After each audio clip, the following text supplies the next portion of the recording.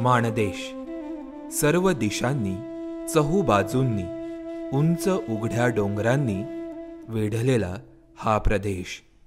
याच शुष्क कोरड्या प्रदेशात वसलंय किरकसाल नावाचं एक जैवसंपन्न असं आदर्श गाव. दुष्काळी भागातील या गावाला आपण का जैवसंपन्न म्हणतोय असा प्रश्न तुम्हाला पडला असेल.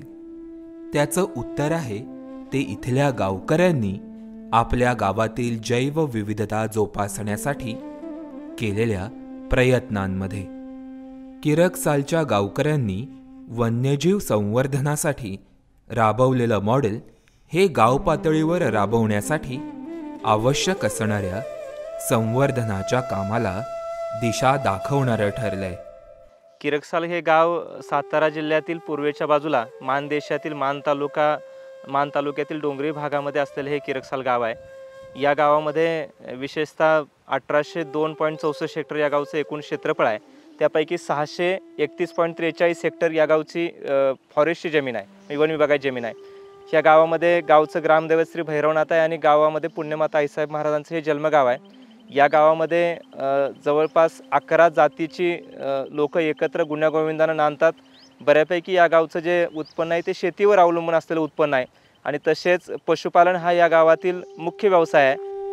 सोनेरी मुलामा चढावा तसा उन्हाळ्यात किरकसालचा गवताळ प्रदेश दिसतो. या अशा गवताळ अधिवासात नांदणारे वन्यजीव आणि पक्षी ही या गावची जैवसंपत्ती.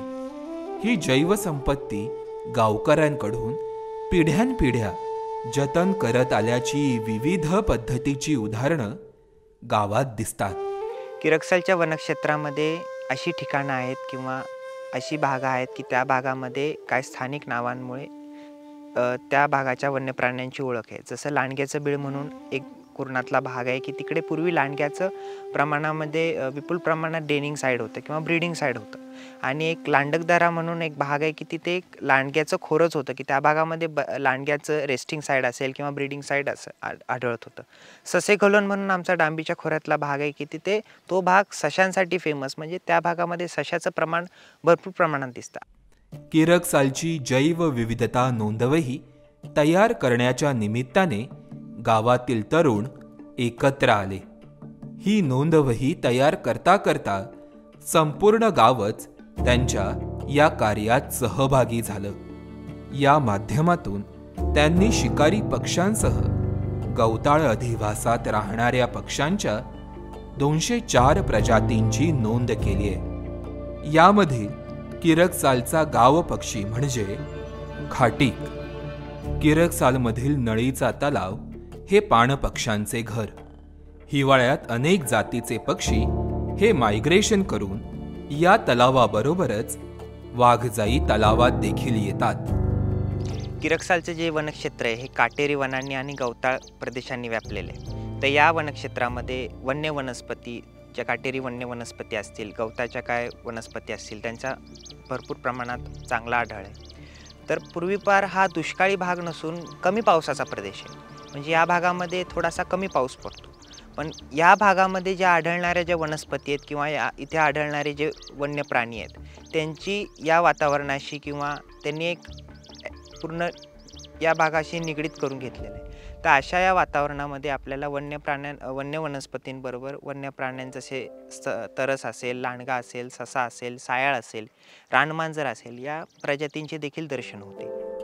किरकसालचा प्रदेश हा कमी पावसाचा असला तरी फुलपाखरांच्या अनेक प्रजाती या ठिकाणी आढळतात.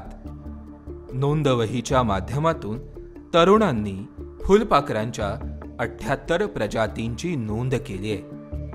किरकसालमध्ये विविध फुलपाखरांच्या प्रजातींची विविध भागातून नोंदी घेतलेल्या आहेत. त्याचबरोबर वैशिष्ट्यपूर्ण नोंद अशी की महाराष्ट्र राज्याचं राज्य फुलपाखरू ब्लू मॉर्मॉन हे पावसाळ्याच्या दिवसामध्ये वेस्टर्न घाट या ठिकाणाहून किरकसाल या ठिकाणी स्थलांतरित करून येते.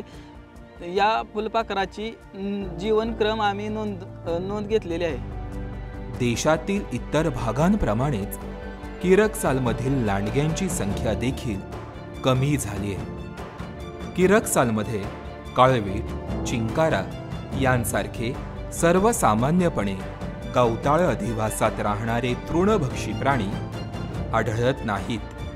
त्यामुळे येथील तरस, लांडगा आणि खोकड यांसारख्या मांसभक्षी प्राण्यांना गावातील शेळ्या, कुत्रे, कोंबड्या आणि ससे यांवर अवलंबून राहावं लागतं. शिवाय लांडग्यांची संख्या कमी होण्यासाठी गाव पातळीवर देखील काही कारणं आहेत. लांडगी संख्या कमी व्हायचं म्हणजे कारण कसं आहे, शेळ्या मेंढ्या कोकणाला गेलं त्या चारा उरतो, कोकण भागालाही. त्याच्यामुळे लांडग्या ही समजा इकडून तिकडे त्यांच्या मागे गेलं तिकडं. मग तिकडून जेव्हा ती पाऊस पडल्यावर खालता येतील आपल्या गावावर, तेव्हा ती लांडग्या इकडे येणार आपल्याकडं. मग ह्याच्यामुळे संख्या थोडी कमी आहे आपल्या इकडे बघायला. किरकसालमधील लांडग्यांची सद्यस्थिती जाणून घेण्यासाठी WWF या संस्थेच्या माध्यमातून गावातील तरुण एक संशोधन प्रकल्प राबवत आहेत. यामध्ये किरकसाल आणि त्याच्या आजूबाजूच्या गावांमध्ये कॅमेरा ट्रॅपिंगच्या माध्यमातून लांडग्यांच्या वावराचा अंदाज घेणे अशा अनेक गोष्टींचा यामध्ये समावेश आहे. या प्रकल्पाच्या माध्यमातून एक चांगला डेटा, बेसलाईन डेटा जे आपण म्हणतो, तो एक तयार होणार आहे की लांडग्यांचं या भागामध्ये किती प्रमाणामध्ये आढळ स्थान आहे किंवा त्याचं रेस्टिंग साईड किंवा टेनिंग साईड आहे का.